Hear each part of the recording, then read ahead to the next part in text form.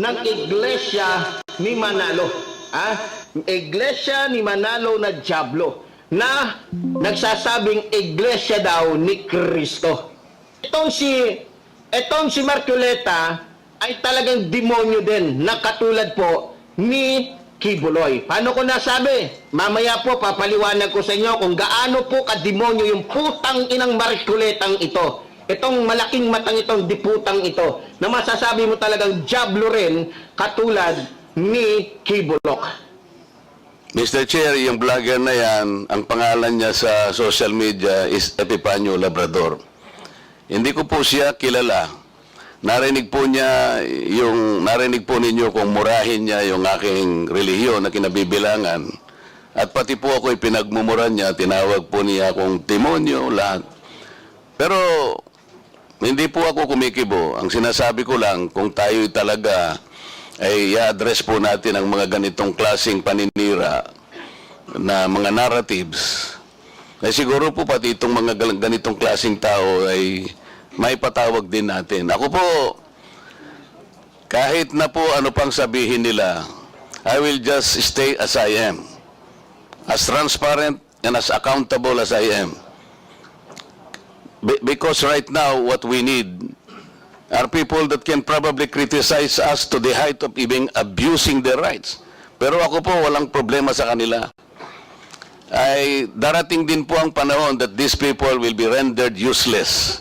At wala nang maniniwala sa kanila until time will come na masasabi ng tao that they are stupid, useless people and they are simply liars. Tayo po ang ating role lang basta ayusin lang po natin ang ating pagsisilbi. Kahit ano pong sabihin nila sa atin. Tingnan po niyo yung pagmumura nila sa akin. Wala naman po akong hindi ko po nga kilala yan Kung murahin niya po ako parang kayo po, narinig po ninyo lahat kung anong pinagsasabi niya. But people, I think, will not believe him. Dahil hindi po ako yon yung sinasabihan niya. Maraming salamat po, Mr. Chair. That is precisely the objective of this hearing, Representative Marcoleta. So, are you requesting that Mr. Epifanio be called to be invited for the next hearing? By all means, Mr. Chair, I will thank you for that. Comsec, please take note. The said person that has been mentioned earlier by Representative Marcoleta will be invited for the next hearing. I will just make a very general manifestation, Mr. Chair, because up to now, I am not yet sure how how can we address this looming problem that the country faces in relation to fake news and deep fakes, false narratives and false information in the face of certain gold standard set by our Supreme Court. This gold standard, Mr. Chair, came in the form of decisions. May I just cite at least 4 of them, Mr. Chair, for our sake. This concerns the conduct of public men, people in government, and how criticisms can be hurled against them and how should they respond to these criticisms. I think these are very important standards, Mr. Chair, in the wake of our desire to probably make laws in relation to free speech. The first one, Mr. Chair, is the case of Piabut versus Office of the Ombudsman, 303 Philippines 319. And I quote this: a public official, more especially an elected one, should not be onion-skinned. Strict personal discipline is expected of an occupant of a public office because a public official is a property of the public.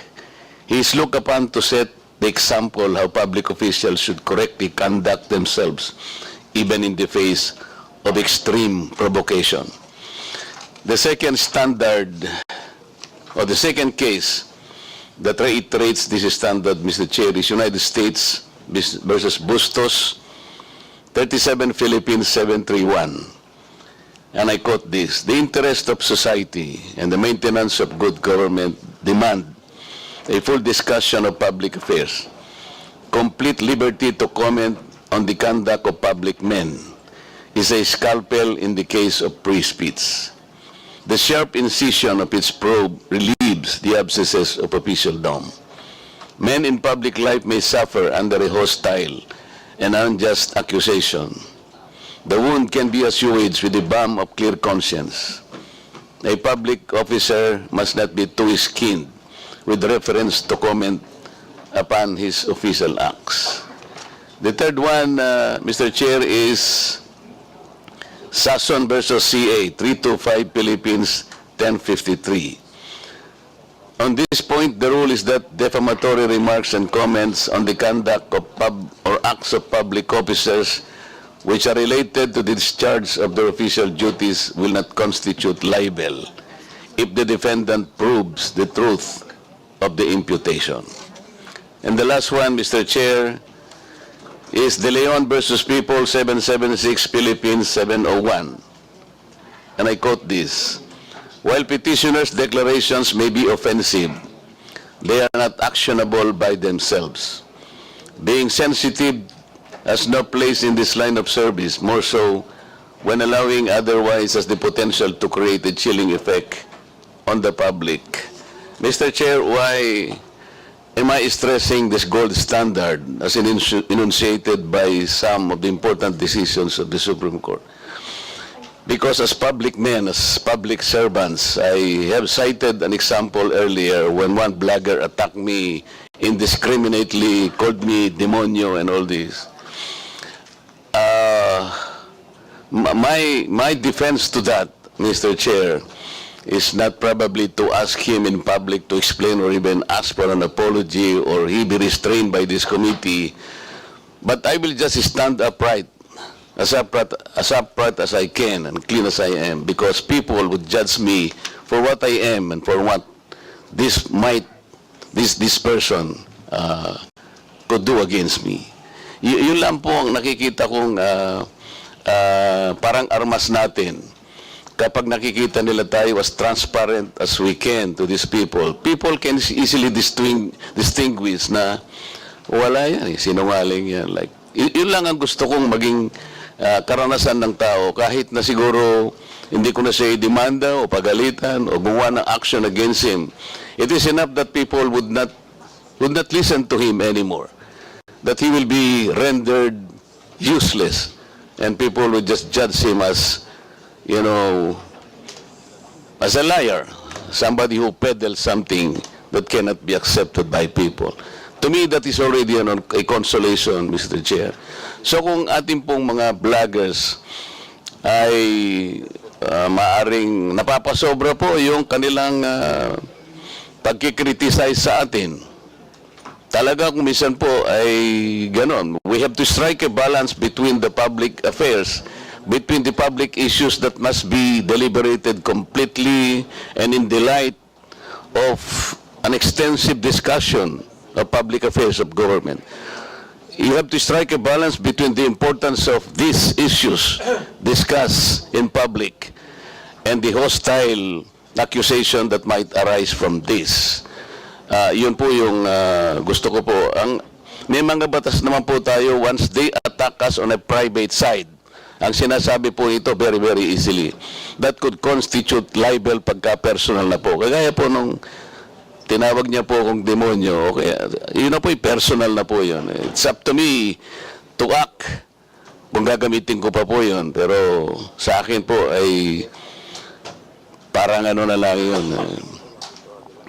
Katulad po nung nakaraan na pagdinig po, hindi ko makalimutan, isang abogado pa naman yun na nagbablog po na sinabi niya na huwag kayong maniwala sa pakulo at panliling lang ni Marcoleta.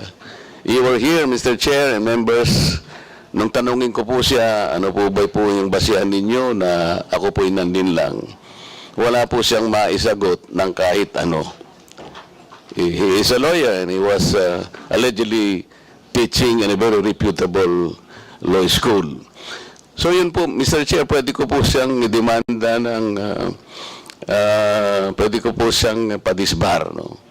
Iniisip ko lang po na pwede kong gawin yun because as a lawyer, ay maling-mali po yung ginawa niya because we have our own code na talaga pong pinagsisikapan naming itaguyod sa mga members po ng Philippine Bar. So, meron po tayong mga batas na umiiral, Mr. Chair. May libel, ando na po yung maring madisbar po yung mga kamukha namin na members ng Philippine Bar, na nasosobrahan na po yung sinasabi nila. Pero sa mga vloggers po na maaaring kinikriticize tayo because our conduct is public. Yung pagsisilbi natin is public. They need some kind of a medium. Nakikita po nila tayo that we should be as transparent and accountable as we can be. Sa akin po ay binibigay ko na lang pong